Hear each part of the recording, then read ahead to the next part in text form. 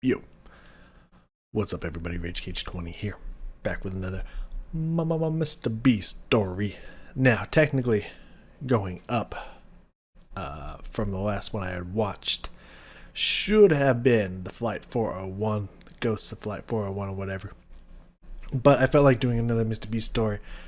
I don't necessarily have time for an hour and a half video at the moment, so unfortunately we're moving ahead to one of these shorter ones that should only take 30 to 40 minutes.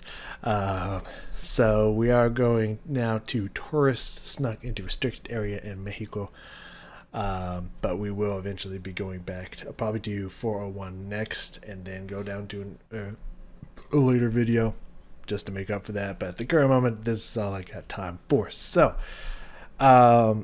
sounds like a person who's not supposed to be in Mexico is in Mexico and went into a restricted area. Now you don't. I've been to Mexico a few times, at least 3 in my life, and even on one of those journey adventures, we rented a car or something and we just drove around. Which, by the way, gas was super fucking cheap.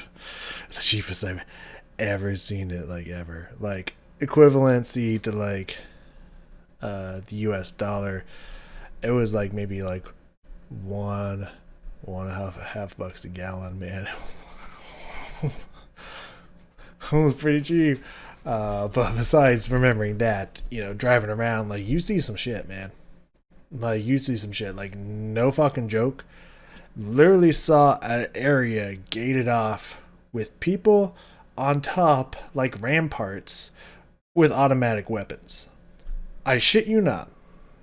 Like, you don't want to fuck around in Mexico. you don't want to go to places where you're not supposed to be, especially if you're not from like just in general, but especially if you're not from there. Don't fucking do it. So I can't imagine that this ends well. So we'll see what happens. Tourists sneaking into places they just ain't supposed to be. Let's go. And it does say here at the beginning, let me bring myself down here so you can see as well. I saw this, I was like, that's what you said in the last one. And then I scrolled over the bar here. You might not really be able to see it. And, seeing the bell scan and stuff like that. It's the same one from the last one. So it makes sense that he would say it again because it's like, oh, it's the same exact one, so got it. Yeah. We're just going to ignore it this time. But, like, I did see it before, so you should check it out. It's pretty funny. I ain't gonna hold you. Dude, if you haven't seen Bell's Canyon, go check that one out, dude. I think it's it's the one with like, it looks like the girl in the street or whatnot, like something about real horror stories or some shit like that. I don't fucking know. I did a video on it. It's one of my longest ones. You can go check it out. And then go check out the real version if you want, because it's very long. Anyways, let's get into it. In 2021, a mother and her 2 sons were on vacation in Cancun, Mexico. One night, while they were... Hey, I've been to Cancun, Mexico. Very nice place. In the right places. It's a very, very beautiful area. Staying at their resort, all the kids were invited to play in this big game of resort-wide hide-and-seek, where the hotel staff would count and the kids would hide. And so one of this woman's sons decided he wanted to play, and after the staff began counting, he took off running. And after only a few seconds, he finds the perfect hiding spot. That was the weirdest cut. Great editing to keep the voice perfect through that. But that was the weirdest, like, 2-scene cut right there. Did you see that? Hold on, it's weird for me to go back in a Mr. B story, but that was interesting. Took off running, and after only a few seconds, he finds the perfect hiding spot. It's this little nook tucked away in the darkness right on the edge of the hotel's property. But after he got down in this little space and he tucked down and he's hiding, he realized he was not alone. But before we get into that story, if you're a fan of the strange, dark, and mysterious delivered in story format, then you've come to the right place, because that's all we do, and we upload once a week. So, if that's of interest to you, the next time you're serving ice cream at the local county fair and the like button comes up to you and asks for a vanilla cone, give them one, but don't use vanilla ice cream, use vanilla mayonnaise. Also, please subscribe to our channel and turn on... Is that a thing? First off, is that a thing? Second off, I would love to do these things that you're asking me, man, but like I gotta get in a position to where I can be at the county fair and serve ice cream. Just so when the like button shows up, I can pull one trick on him. Yeah, I work all day just waiting for the like button. I don't know if I can do that one for Mr. B. That's a tall task to be asking. All notifications so you don't miss any of our weekly uploads. Okay, let's get into today's story.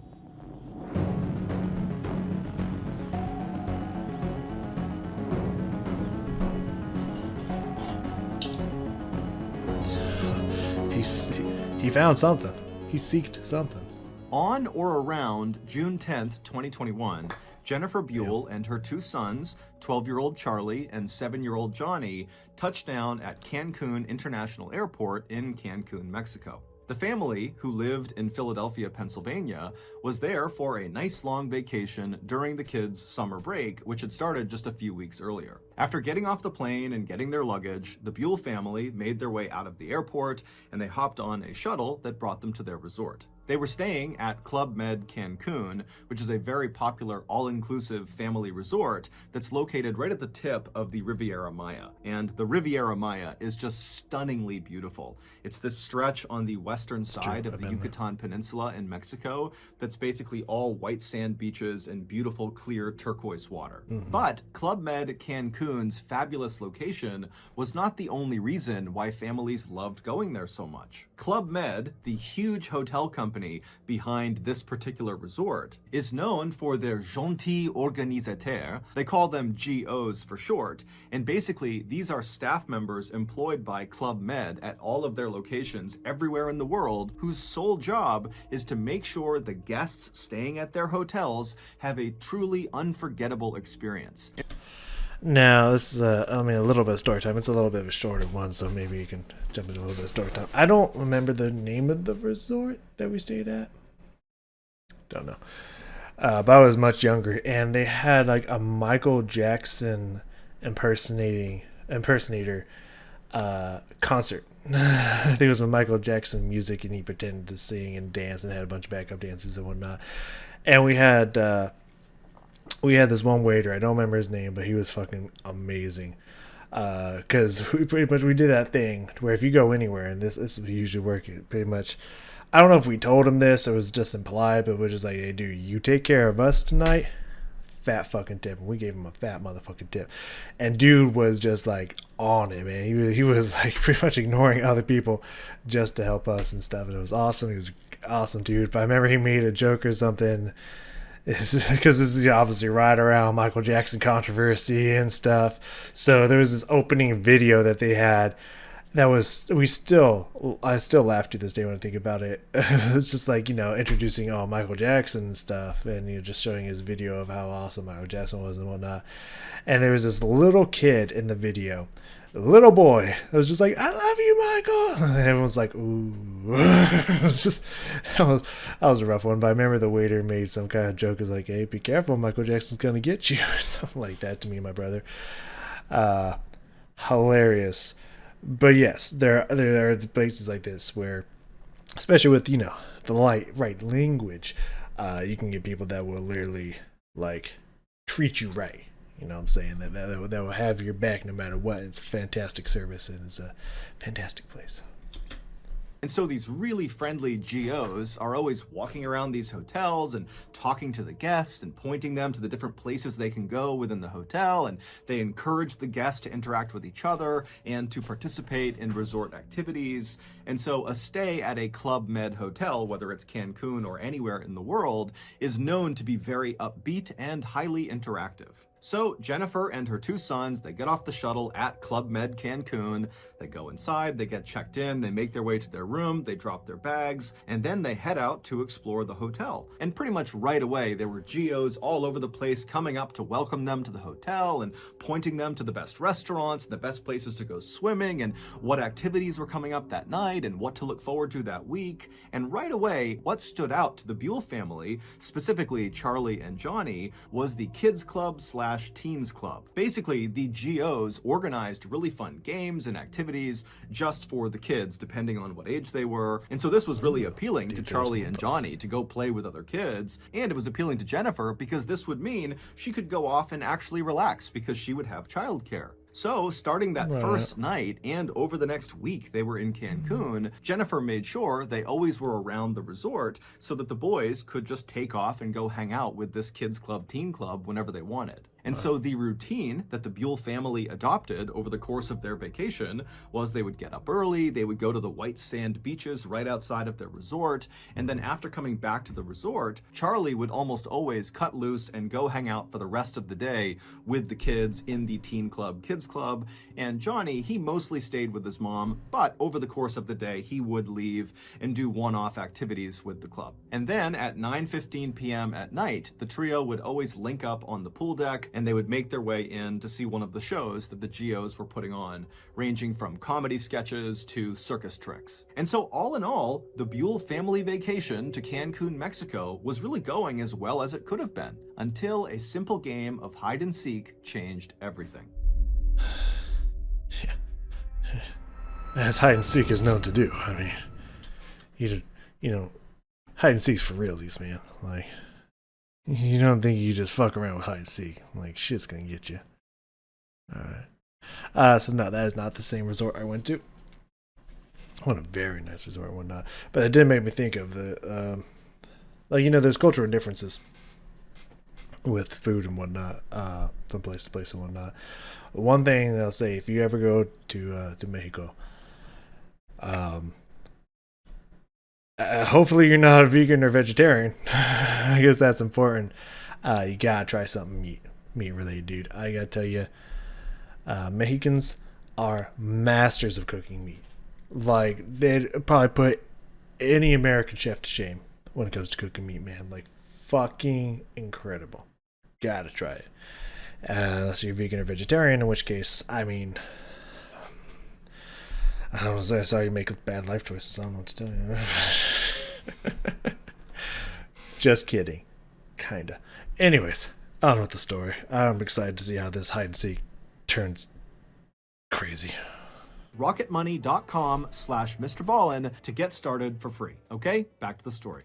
I'm kind of interested what the fuck Rocket Money is, but never mind. Let that pass. On June 18th, so roughly 1 week after the Buell family had arrived in Mexico, the family got up and they began their typical vacation routine. They headed to the beach, and then afterwards, Charlie broke off and went to spend... So, like, after a week, you kind of get tired of that routine. Like, they've been there for a week. I could see, like, vacations for, like, 5 to 7 days, but it sounds like they go on extended vacay. And if I was going extended vacay, probably wouldn't want to do that. Even like a kid, just like, oh, they have so many different fun activities and stuff. I probably would get bored with the same thing 7 days in a row. Be like, maybe we skip the beach on this day. You know what I mean? The beach was fun for up to day 3, 4, 5, but like, no, I kind of like maybe we try something different. I don't know. Time with the kids at the teen club, kids club, and Johnny and Jennifer, they mostly stayed together for the rest of the afternoon. That evening, around 8:30... damn. Excuse me, was that clams? At the teen club, kids club, and Johnny and... That looks like straight up oysters, Doc. Huh.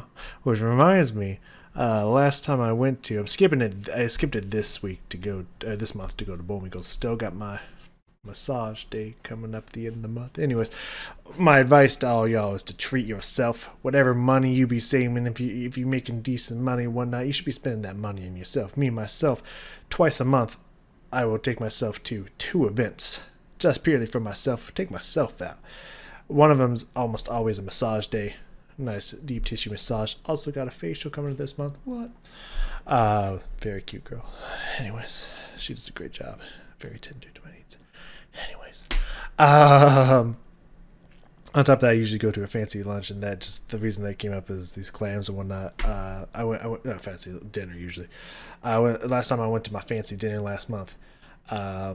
This place, they had clam chowder, And first of all, I love clam chowder. They had actual clams that you had to take out of the shell and put the shell aside.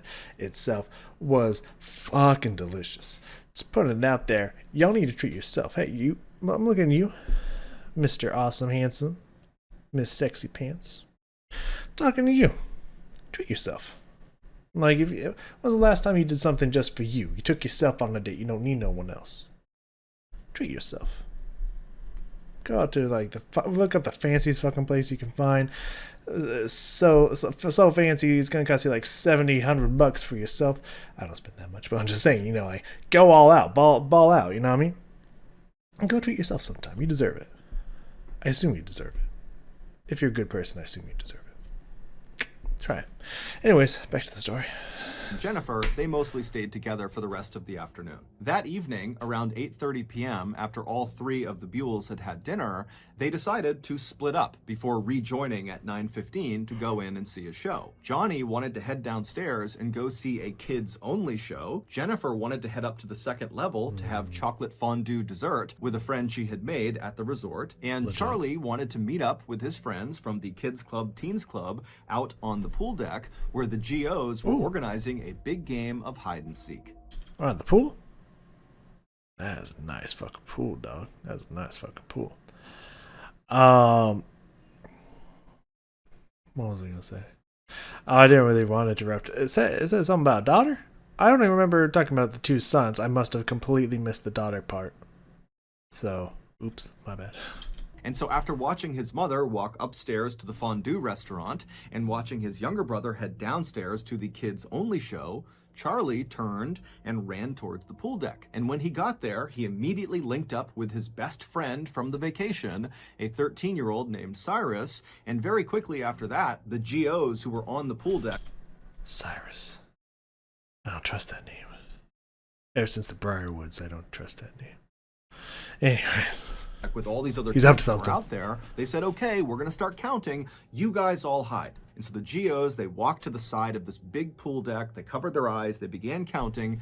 And all the kids, Charlie and Cyrus included, scattered to find the best hiding spot. And right away, as Charlie and Cyrus are looking for places to hide, they're seeing the other kids are taking up all the best hiding spots. Primo spots. And so for a second, they're panicking. They're not going to have a good spot. Then both of the boys looked over to the side of the pool deck and they realize there is a perfect hiding spot that nobody's taken. Around the outside of this huge open-air pool deck was a metal fence. It was only a couple of feet tall and it was made up of metal bars so you could see right through it. It was basically in place just to denote the edges of the resort property. And on one length of this perimeter fence, the south side of this fence, there was a gate built into this fence. And this gate was almost always closed and locked. The only time it was opened was when a GO or another hotel staff member would open it to lead guests out of the resort property to go off and do some excursion. But for some reason, on the night of June 18th,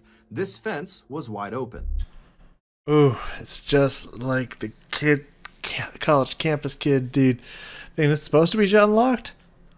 Just so happened it wasn't this time. That's not good. On the other Oh, that leads out of the place? Like an area to where they could head outside of the place? Oh, we're starting to get dangerous territory, man. side, Especially for gringos. You don't want to be exploring outside. Careful now. of this fence was just this small rectangular platform that jutted out about 10 feet from the pool deck, same level as the pool deck. And if you were standing on this platform with your back to the pool deck, on your left side would be a very small flight of stairs, just a couple of steps going down. And so Charlie and Cyrus, they look over and they see this gate is open and they know there are those stairs kind of tucked down below. I mean, that's primo hiding spot. Below the platform, and they're thinking if we crouch down on those steps, no one will see us from the pool deck. We'll be obscured from view. And so Charlie and Cyrus, they run over to the open gate, they go through, they walk down a couple of steps, and they kind of tuck themselves down so they can barely look up and over onto the pool deck to see if anyone's coming, but they can tell there's no way anyone is going to see them. That's already bad, knowing that something bad's going to happen. No one's going to find you. But also, like, I'm just imagining a scenario where, like, something bad doesn't happen, but it's like, Like, you expect these people to remember all these kids. Like, if they don't find you for a while, it must be like, well, we got them all. That also could be a bad situation for you guys. So, like, you don't want to be that well hidden. Of course, you're probably not really thinking that as a kid. But as a kid, you're just like, dude, I want to be so hidden. They ain't going to find me for a year. You know what I mean? Like, obviously, exaggeration. But, like, you know, like, you want that primo hiding spot. Like, so I get that. But don't. It's going to be bad. Unless they literally walk through the gate and are looking down the steps at them. And so Charlie and Cyrus, they're giggling with excitement because they know they have found the perfect hiding spot. And they're listening as the GOs are calling out, okay, ready or not, here we come. And after a couple of minutes, they're hearing the sound of the GOs finding all the other kids all over the pool deck. You know, there were some really good hiding spots, but eventually all the kids are found except for Charlie and Cyrus. Yeah. And so Charlie and Cyrus, they start looking at each other and they're really excited about this, but they know no one's going to find them. But right before Cyrus and Charlie stood up and revealed themselves, Cyrus happened to notice there was a hose, like a garden hose, that was draped down the steps that they were on.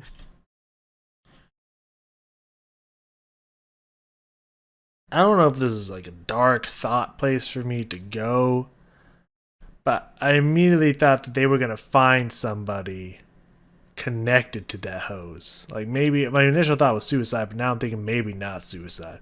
Like, someone like all new style around that hose or something. And for some reason, the water was turned on. And so Cyrus grabbed the hose. Okay. We're not there yet. And as he stood up, turning away from Charlie, he began spraying the water onto the pool deck, onto the GOs and all the kids who didn't know where they were. And so everybody on the pool deck is suddenly laughing and running away from the water. It's totally chaos. And Cyrus thinks it's hysterical. He's still just spraying everybody down. And then at some point, Cyrus stops and turns to see what Charlie's reaction is to this absolute bedlam that he's created on the pool deck. But when Cyrus turns around, Charlie's not there. Meanwhile, oh no. Two other hotel guests who had nothing to do with this game of hide and seek. It was a mother and her adult son. They were having a meal up in the second floor restaurant that overlooked the pool deck. And as they're sitting there enjoying their meal, they suddenly hear the sound of boys screaming. Now, immediately, they both can tell this is not a play scream. Someone is actually in danger. Which, honestly, it's hard to tell the difference between those two, if I'm going to be completely honest with you. Like, I both, where I used to live with my family way back in the day, and also where I live now, when you get a bunch of kids playing together and whatnot, honestly, when the kids are having fun and just, you know, being crazy and yelling and screaming and stuff, often kids will scream like they're being horrendously murdered. It's pretty nuts, man. It's hard to tell sometimes. And you just look out the window and you just see kids playing and stuff. It's like, I feel like they really shouldn't make that sound if they're having a good time. Like, I feel like there should be some indication that someone needs to help them. You know what I mean? It's like, that actually can be really hard to tell sometimes, if I'm going to be completely honest with you.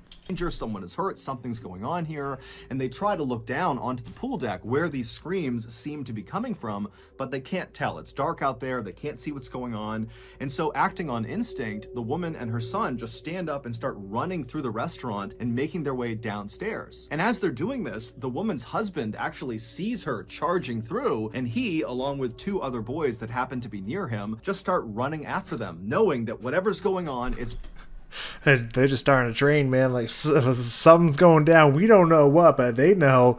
Just follow their ass.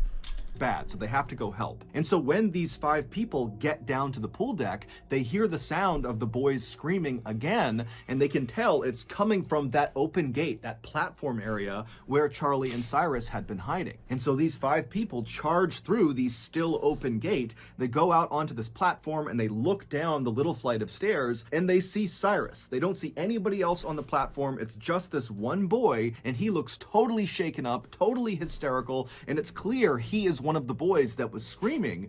And then before they could even ask him what was going on, they hear a sound coming from somewhere below the steps. And they all turn, and literally out of the darkness, Charlie just suddenly emerges, and he looks up at the adults and just says in a very calm voice, "Save me, save me." This normally completely off-limits, fenced-off platform that jutted out past the pool deck where the boys were hiding, that was actually a dock that sat over a swampy lagoon, and underneath that dock was a nest of crocodiles. And when Cyrus and Charlie were on that lower step, the crocodiles had noticed them, and when Cyrus had stood up and begun spraying the water onto the pool deck, one of those crocodiles, a 13-foot monster, had come out of the water, turned around, and literally leapt up onto those steps, bit Charlie by the leg, and pulled him into the water. The screams that woman...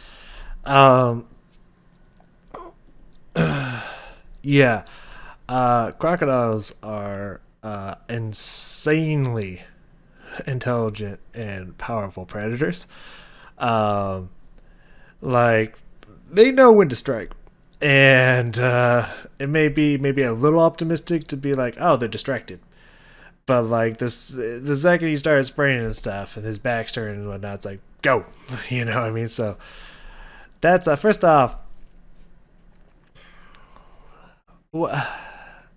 that's again, this is like a negligence suit potentially here. Like an area that's just like crawling with crocodiles, that place probably needs to be like guarded off at like all times. like you got like triple, quadruple, quintuple check that bitch is locked at all times. Because if any guest gets over there, not knowing is, it's just like, oh, you know, this is a lovely place. I'm just going to chill with my feet splashing in the water. They're fucking gone. They're dead because crocodiles are intelligent to know that most mammals need air and will drag them to the bottom and drown them. The fact that this kid is now up saying, save me, if half his body ain't missing, that's going to be a fucking miracle. Alone. Like, if this dude survives this, like, that was probably just mercy on the crocodile, or he managed to kick the right spot and just swam like fucking hell. Who knows? And the crocodile decided, okay, maybe this one's not worth it. Like, that, the only reason that this guy would be alive is at the mercy of the crocodile, and if that's a possibility, you can't afford to fuck up like that. You can't afford to make that fuck up and have that door, that gate unlocked, man. Like... Like, you can't afford that fuck up. And her son had heard while they were in that restaurant were Cyrus's and Charlie's. Because initially, when Charlie was pulled into the water, he didn't go directly under. And so Cyrus had managed to grab onto Charlie's arms, and he was trying to pull Charlie out of the crocodile's mouth, and the two of them were screaming. Ooh, it's like a shark, man. Pulling against that teeth is going to cause massive lacerations. For help. But by the time that woman and the other 4 people got down to the platform, Cyrus lost his grip on Charlie, and the croc and Charlie went under the water. And so those 5 people were standing there when the crocodile and Charlie just came back out of the water. And that's when Charlie was saying, save me, save me.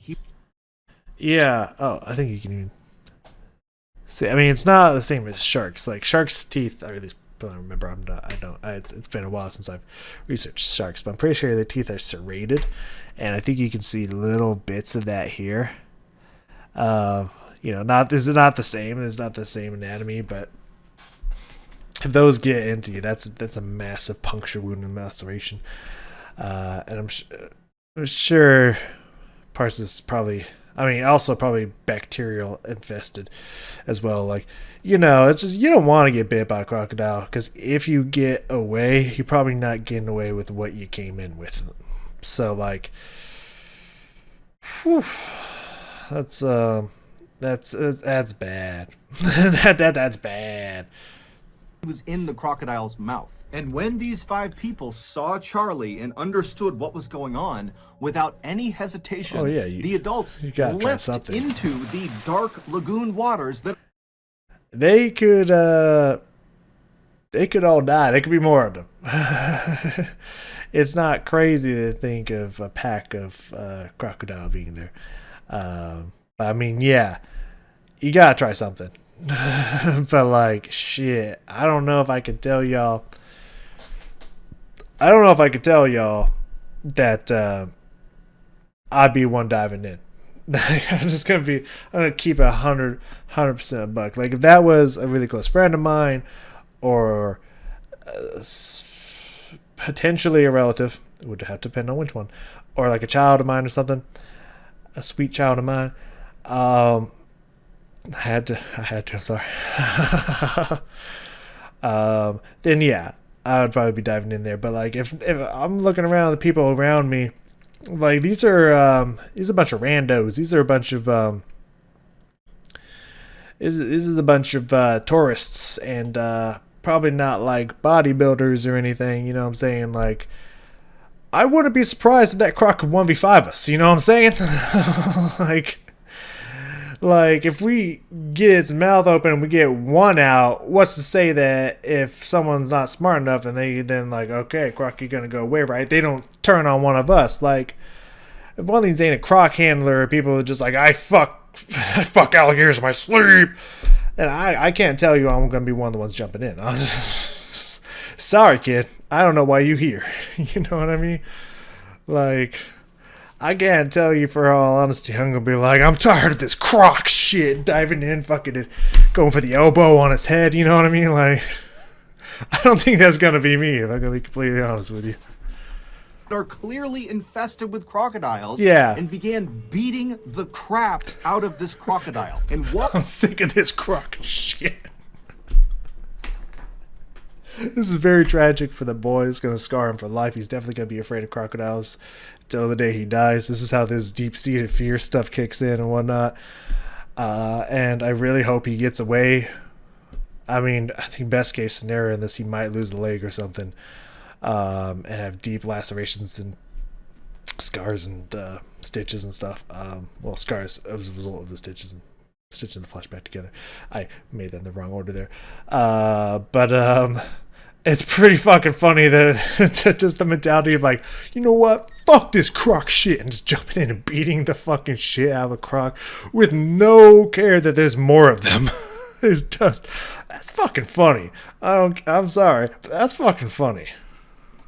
All this melee is happening in these dark, murky lagoon waters with crocodiles everywhere. Someone had gone into the fondue bar and told Jennifer, your son's being attacked by a crocodile. And you're gonna want to see this.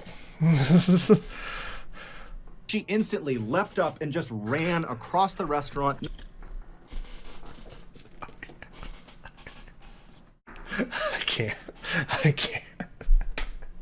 This is like again, as I said before, and I'll say it a million times, I absolutely love dark humor, and so I'm gonna feel really bad if the boy dies or like is seriously like permanently injured, but like just with what's happened so far, I'm just imagining the mom sorry, just running out there, but not my baby, not this, fuck this. Croc is just diving into the water, fucking elbow dropping the croc, starting beating the shit, just joining in this punching of this crocodile. Not my baby.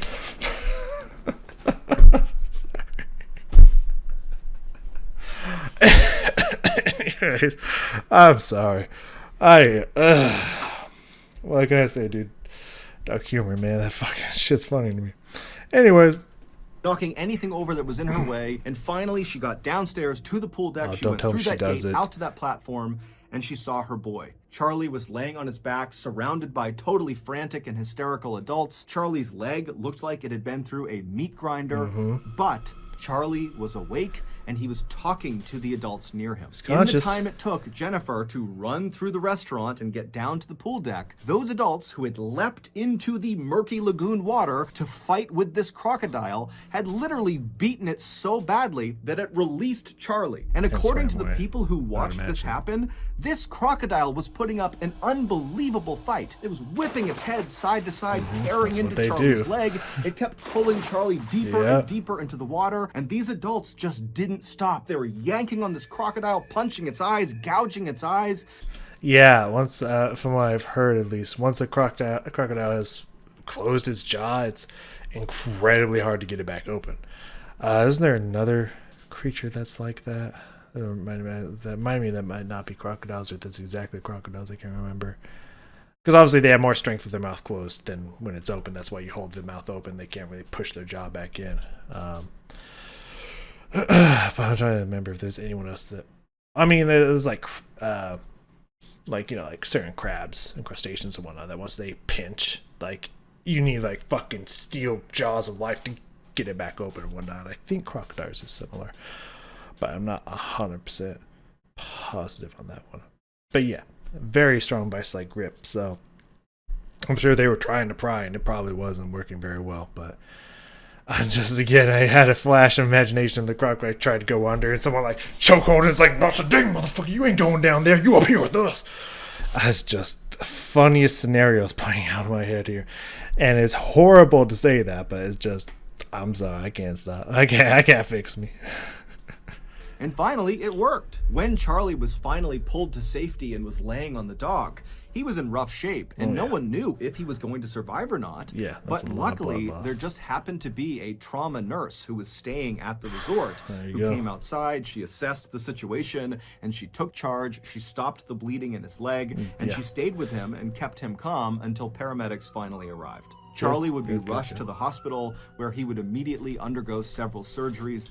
Yeah, I would not be surprised if he lost that leg. Like, crocodiles don't fuck around, man. Like, they are insanely vicious and very intelligent predators. Like, he's probably losing that leg. That would save his life. Also, surgeons were able to miraculously save his leg. Oh, that dude. That good looking right there, brother. Oh, that's the picture right there. I see. I thought it was a weird shirt he was wearing. Yeah, dude. No, that's insanely lucky. That they were able to save that leg, because crocodiles are rough, man. Initially, it seemed like he might have to have it amputated. Right. As for Club Med, their response to this incident was enormous. Not only did they pay for all of Charlie's medical bills, but they also invested a lot of money into securing not only that fence and gate that led to the dock where he was attacked, but also just generally speaking around the resort to make sure there were no more attacks. I mean, that's a good response to life-threatening negligence. It's like, okay, so you don't sue us. We're going to pay for everything, and we're doubling down on this shit. It ain't going to happen again. Like, you know, I respect that. Like, I respect that. Today, Charlie is back in Philadelphia, Pennsylvania with his family, and can... Yeah, dude. Like, yeah, I mean, the muscle looks relatively intact. Like, that is lucky, man. Like... Yeah, that all this was probably detached and hanging from his flesh. Like, from this part of his flesh was probably hanging from the rest of his body. It was probably like down here somewhere, like slapping against like this thing was probably fucking mangled, dude. Like, I know from somewhat experience, not nearly the same thing, but how deadly teeth can be, or how lacerating teeth can be. Like, it's hard to see. I had to flip my lip for you to be able to see it, but my tooth right here, this the guy right here, saw through one of my through my lip. When we were playing a game, accidentally ran into another person. My face got pushed into my tooth. It literally cut it so that the red part of my lip was hanging from the white part of my lips. My lips were not attached to my skin anymore. It was just hanging. So I imagine it was very similar. Sorry for the imagery. But yeah, I had to get that stitched together. Almost unnoticeable, but if I do flip it up, you can see a white bump, like an extended bump in where the scarring was. It's really hard. I would try to show that, but it's really hard in this kind of camera. I would have to get very close and have it at the right spot, and that's just, I'm not going to give you that much visual of my gums, but like, it's there. It's right here. Right where I thought it is. So, yeah. Interesting enough. Considering the horrible trauma he went through, he's remarkably well adjusted. In fact, in the Halloween that followed this attack, Charlie dressed up as a crocodile. No fucking way. I was in there like, wait. You're not about to tell me that this dude went full gator. Like, that's one of those, like, I was attacked, but like, you know, I don't blame the crocodile, and I'm going to spend the rest of my life just studying and working with crocodiles. There's no way. There's no motherfucker. That's crazy, dude. I mean, good for them. Like, that honestly could have instilled a fucking multi-year long fear into this dude. Is that the end? So that's going to do it. If you got something out of this episode and you haven't done this... Damn, I'm glad that like everything seemed to be fine. Like they didn't even have to worry about. I mean, sure there was some weakness to the muscle in his leg and whatnot that he probably had to build back and whatnot, and maybe never fully recover, but probably assume would be good enough. And like all the medical bills were paid for, and all that stuff. So like really, no major harm, or foul or anything. Like even a traumatic experience didn't seem to shake the dude up so bad, and didn't seem too worse for wear, both mentally and emotionally, and mentally, emotionally, and physically. I don't know why. I thought I said physically, and then I was like emotionally, which I meant mentally, emotionally, pretty much the same thing. Pretty much. But anyways, yeah, dude seems no worse for wear. They didn't have to pay any medical bills, which I mean, obviously they did that. I mean, first off, just to be gracious, because, you know, like, that gate should have been closed, but also I'm sure just to not get sued for negligence, which could have been probably more than what the hospital bills were. So I do gotta say that's good on the the family there to not be like, yeah, and we're suing you on top of that, you know. I think it was respectable. They're like, hey, we're paying for every hospital bill and we're going to get this place like on the up and up. Like that should never happen. It's never going to happen again. You know, I mean, like to be like, I accept this payment, I think speaks wonders about the character of the family. You know, accidents happen. You can't afford to make that accident. And it looks like they understand that now. So like I'm just glad that the family didn't like take more drastic actions, and I'm glad that the kid like probably gonna have those scars forever. Like they're probably fade out a little bit, but it's pretty much gonna look like that probably for the majority, and if not eternity, of his life. But I mean, if it doesn't affect your walking, if it doesn't affect the strength in your leg, you didn't have to have it amputated. Kind of cool. Whenever you're older, someone's like, oh, what happened there? It's like, yeah, I fought an alligator. Whatever, you should have seen the alligator. You know what I mean? You can have some fun with it, you know. You should have seen what happened to the alligator. Literally 5 of my homies went in there, jumped his ass. He thought he could take me. He thought wrong. That's what I'd probably say. They're like, really? Like, no, when I was a kid, alligator tried to straight up snatch me and then got jumped by a bunch of people, and they beat the shit out of that alligator.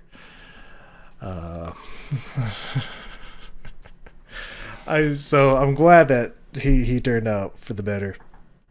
Or for the better for what that situation could have occurred during that situation. Because now those jokes are really funny instead of horribly tragic and fucked up. They are so fucked up, but not horribly tragic and fucked up. So I'll take that as a victory. I'm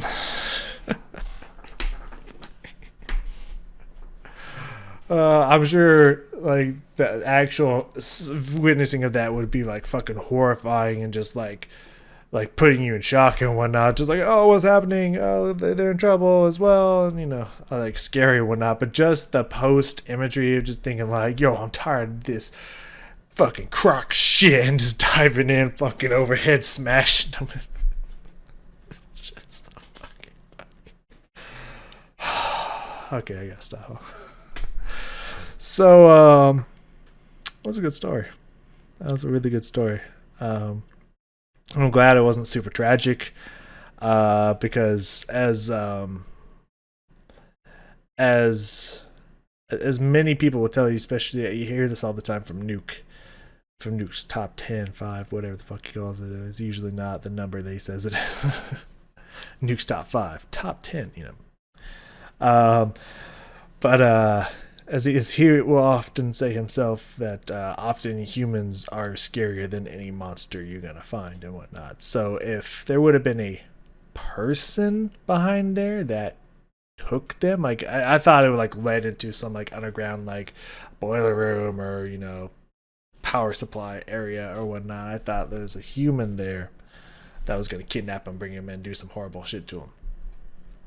So, yeah, I thought that's what was going to go down. So, I'm glad it wasn't the worst monster of humanity that greeted him instead of crocodile. Though, dude got lucky. I don't know if he was fighting for his little kid life, because I don't think he had a whole lot of strength to him. But the fact that crocodile came back up at all, the kid's lucky. Like most intelligent aquatic life like that will take you, bring you down, and drown you. So dude got super fucking lucky. In this situation, what can we learn from this? You always gotta be on top of your game. I mean, most of the situation is just unfortunate accidents, and what have you. Like I think when the kids started spraying and whatnot, and they realized, oh, there's a kid over there behind the gate. Like, there's crocs over there. They should be fucking dashing over there to make sure that they were okay and whatnot. So for them to be like, it's spraying us, haha, this is funny. I don't think that's the correct response, but they were probably thinking like, they probably didn't put it together like, wait, the hose is on the other side of the gate, but no, we keep the gate closed. I'm sure it took them a little too long to notice that, to really put two and two together on that one. But you always gotta be on top of things. Like if there's a situation that can be dangerous, and you specifically have means to make sure that it's kept out from civilian entry or whatever in this situation, let's call it that. You gotta be like Santa Claus in that bitch. You gotta be checking it twice. You gotta be 3, 4, 5. You gotta check like a million times. There's like certain situations at work that's like really bad if this is not done or checked or whatnot. And so like if the ovens are left on overnight, then the whole place could fucking burn down. Very low chance, but like I don't take that chance. I'll check it 2, 3, 4 times. Like if I'm not 1,000,000% sure, it's just like I know I checked it, but like I'm gonna check it again. And that's something small. When it's something major, even if you're like 100,000,000% sure that you personally shut and locked that gate, maybe you check again. You know what I mean? Maybe you just double check. So I guess the lesson today is don't be negligent and really, really overcheck stuff just to be safe. Because they could have been sued for probably a lot more than what the hospital charges were. So, I don't know how law systems would hold up in Mexico. Just saying. That could have been really bad for them. So, and the kid could have died, which, I don't think, I will pay for something. I don't think that would have cut it. It would have been like, oh yeah, you're going to pay for something, all right. We suing your ass, so. Yeah. So, always be checking. Thank you all so much for joining me. The next one, I promise, will be the Ghost Flight of 401. Now, I don't know Ghosts of Flight 401. I don't know what that one's going to be about. My first thought is that it makes me think about that one flight that I still don't think we ever got an answer for. So I don't know how it could be a 43-minute story if we never got an answer for it. So I don't think it's that one. But I remember there was at one point where a flight just disappeared. Like it was flying over somewhere. We were getting like weird radio transmissions from it or something, and it just disappeared and no one found bodies, found a plane, found anything. I think still to this day. Unless they figured it out and it was not updated. Like maybe years later or something, and it wasn't updated, what have you. So that's what that makes me think of with, Ghosts of Flight 401. Like, a flight that disappeared and no one ever found it. They're ghosts, That's what that makes me think of. So we'll see if right. I'm not super familiar with that story, if I'm being honest with you, so who knows if that's the right one or what have you, but I'm excited to find out. So thank you so very much for joining me here today, and I will see you all next time.